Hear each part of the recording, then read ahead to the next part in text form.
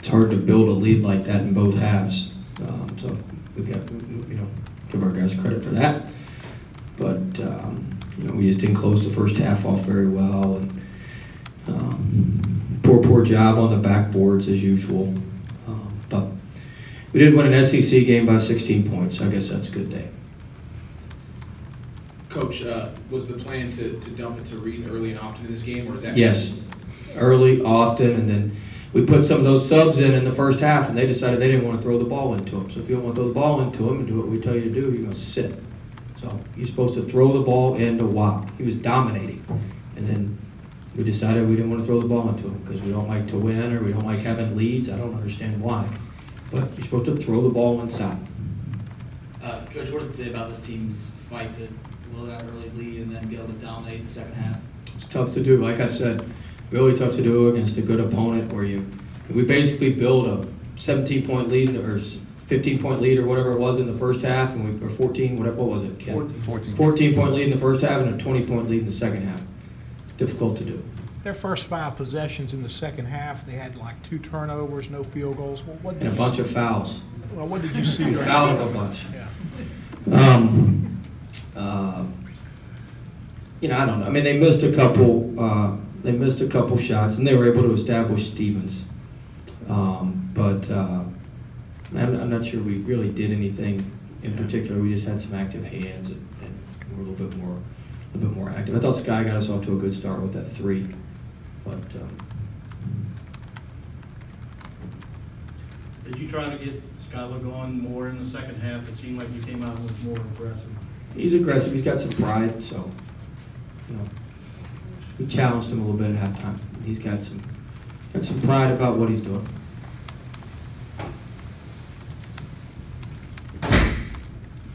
Speaking of those fouls, when Wop goes and gets the 3rd, he's got to go to the bench. So how important was it for Trey and Sky to kind of control? Yeah, they had to control the game and control the tempo. They did a really, really nice job because we've been scoring inside the whole time, and when Wop's out, we can't really score inside. We fed it to Epps the one time when they switched, but the one little action we were running the whole time to get the ball to Wop, we obviously can't run it when he's not in there.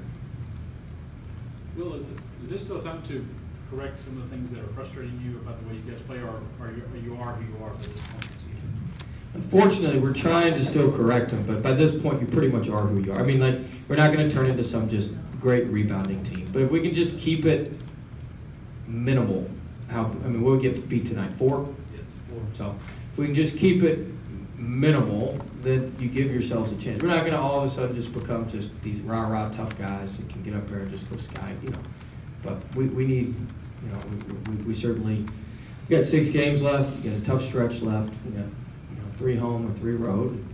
We're gonna have to play better. We're gonna keep trying to improve and keep trying to get better every day. So we typically, tomorrow we'll work on ourselves. Monday and Tuesday we'll spend time getting ready for Alabama, and then obviously we'll play on Tuesday night. But we try to spend at least one day. Typically I'd spend 2 days getting ready for the opponent, but we at least now try to spend at least one day trying to correct ourselves and get ourselves a little bit better, because we've got to get better.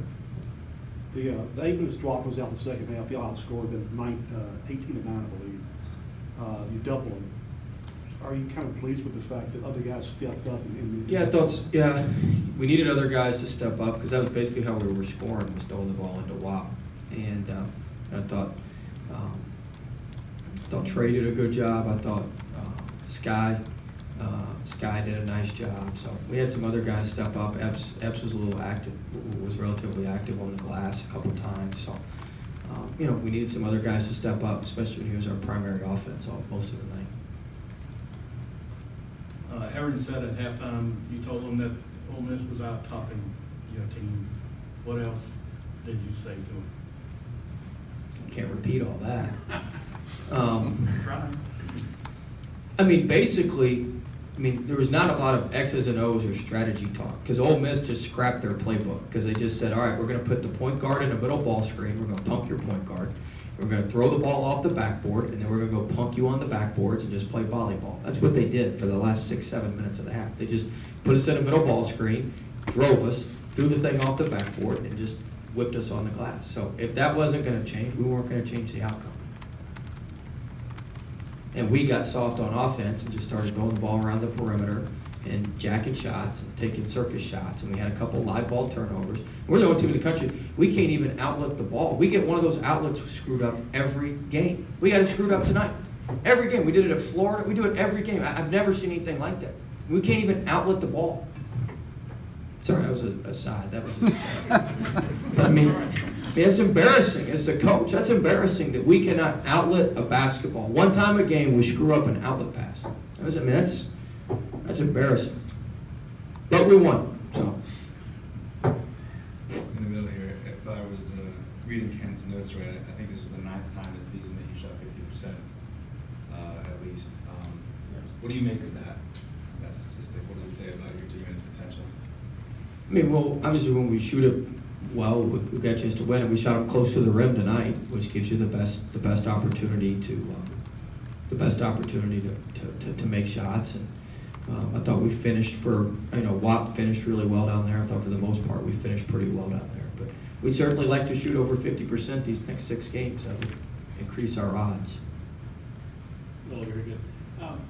So clearly, WAP has improved a lot from last year. He says his experience, but is there any conversations or any lessons that you can recall?